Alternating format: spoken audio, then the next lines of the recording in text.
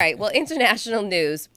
Black celebrities are urging Ghana's president, Nana Akufo-Addo, to work with LGBTQ community leaders after security forces raided and shut down an LGBTQ center in the West African country's capital last week, according to CNN.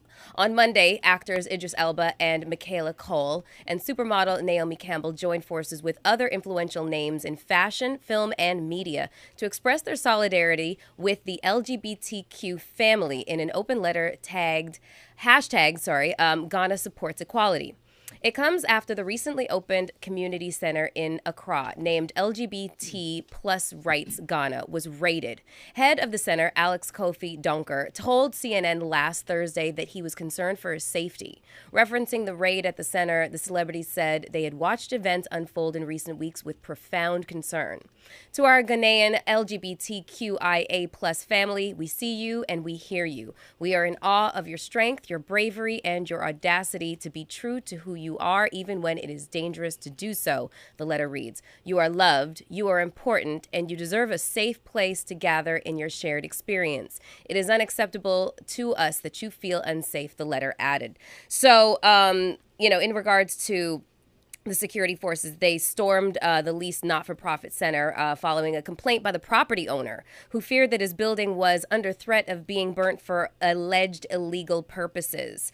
So in terms of, in regards to it being illegal, Ghana forbids same-sex relationships. The country's penal code prescribes between 3 and 25 years in prison for any citizen found to be in a same-sex relationship. So, yeah, a lot of things have to change before, with their penal code, Yes. with the legalities of the country before, there's a widespread acceptance of LGBTQ, in general.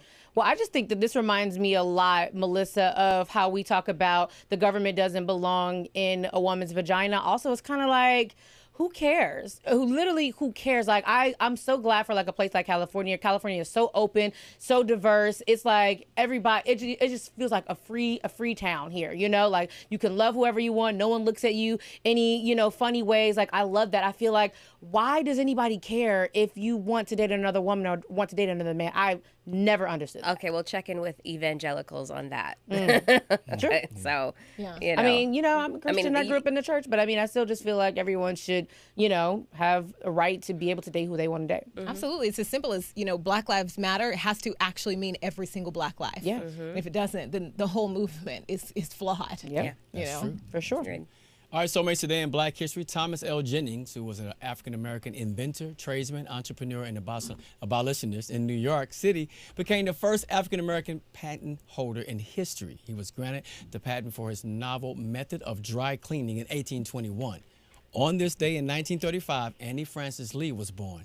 Annie Lee was an artist known for her depiction of African-American everyday life. One of her famous paintings was Blue Monday.